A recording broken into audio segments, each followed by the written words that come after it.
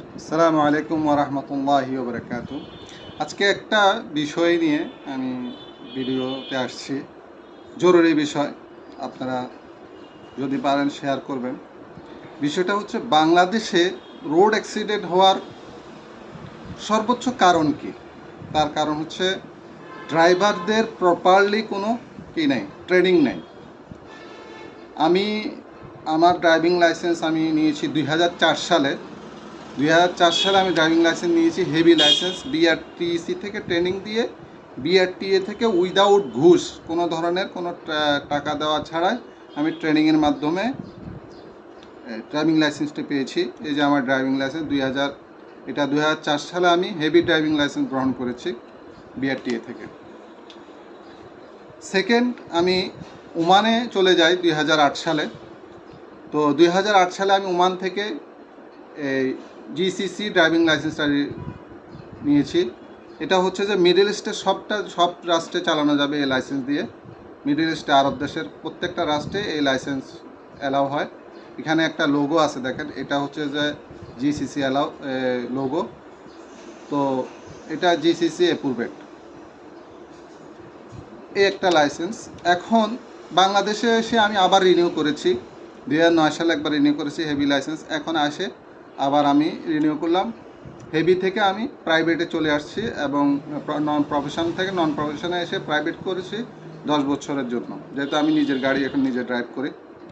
বিষয়টা সেটা না, বিষয়টা হচ্ছে রোডে চলার সময় রোড স্পিড আছে 40, ধরেন আমি চালাচ্ছি তাও কি 60, পিছন থেকে প্রেশার ক্রিয়েট করা হয়।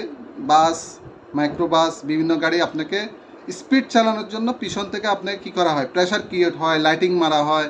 আর বাংলাদেশের সবচেয়ে যে খারাপ জিনিসটা, পিছন থেকে লাইট মারা। লাইট কেন মারবে রে ভাই?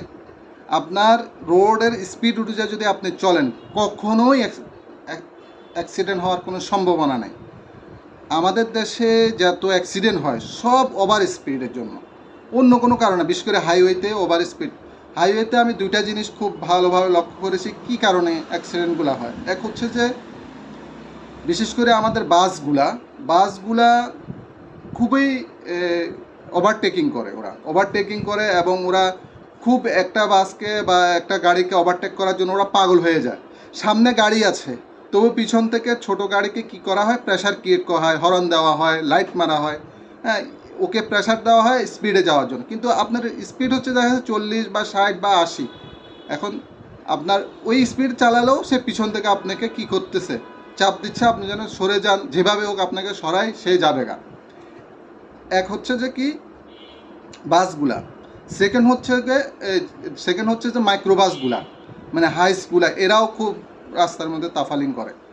আর আরেকটা হচ্ছে যে বাইকাররা হচ্ছে যে ডেঞ্জারাস লেভেলের, ওরা স্পিডে চালাবে, বুম এমনভাবে যাবে, বাতাসের গতিতে চলে যাবে। কী রে ভাই, রোডের একটা স্পিড লেভেল আছে, স্পিড আছে, ক্যাপাসিটি আছে, এখানে বাজার আছে, কিন্তু ওরা এমনভাবে গাড়ি চালায়, তাই অ্যাক্সিডেন্ট হয়ে যায়। ইদানিং আপনারা দেখবেন যে একটা ট্রাকের নিচে আরেকটা গাড়ি ঢুকে যাচ্ছে। কেন?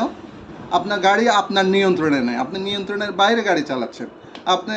এবং আমাদের দেশে গাড়ি স্পিডে চালানোটাকে কাবিলিয়ত মনে করেন, ও খুব ভালো দক্ষ ড্রাইভার। আসলে এটা কোনো দক্ষতা না। ড্রাইভিং করবেন, স্মুথলি করেন। রোডের যে স্পিড লেভেল আছে, স্পিড থেকে আপনি 10 কিলোমিটার বেশি চালান, 50 আছে আপনি 60 চালান। হ্যাঁ, কিন্তু আপনাকে 50 আছে আপনি 80 চালাচ্ছেন, 100 চালাচ্ছেন, কেমন হয়? কী রে ভাই, কীভাবে হবে এটা? যেখানে স্পিডের দেওয়া আছে, মানে 40, 50, 60, এটা ট্রাফিক বিভাগ বা সড়ক বিভাগে ওইখানকার অবস্থা বুঝে স্পিডটা দেওয়া হয়। এখন আমাদের দেশে ড্রাইভাররা তো এটা বুঝতেই রাজি নেই, এবং যে আস্তে চালাকে গালাগালি করে নিয়মিত, মানে নিয়মতান্ত্রিক চালালে আমি গালি শুনি। তো এটা বিদেশে আমি 10 বছর গাড়ি চালিয়েছি, আলহামদুলিল্লাহ, কখনো কোনো ড্রাইভার কখনো কাউকে গালি দিতে শুনিনি। কিন্তু আমাদের দেশের এত নোংরা ড্রাইভাররা, ওরা অন্য ড্রাইভারকে কোনো রকম সুযোগ সুবিধা দিবেই না, বরঞ্চ প্রচণ্ড লেভেলে গালাগালি করবে। কি কোন দেশে আমরা বসবাস করি? আশা করি যারা আপনারা ড্রাইভার রাখবেন বা ড্রাইভারদেরকে চাকরি দেবেন, ওদেরকে বুঝাবেন, তোমার গাড়িটা তুমি রোডের ক্যাপাসিটি অনুযায়ী স্পিড চালাবা। এই রোডে স্পিড 40 জায়গায় তুমি 50 চালাও, কিন্তু ওভার স্পিড চালাবা না। এবং মানুষকে গালাগালি করা, এই স্পিড স্লো চালালে বিভিন্ন বাজে মন্তব্য করা বা নিয়মতান্ত্রিক চালালে বাজে মন্তব্য করা, এই জিনিসটা আমার কাছে খুবই খারাপ লাগে। তো এটাই আমার বক্তব্য ছিল।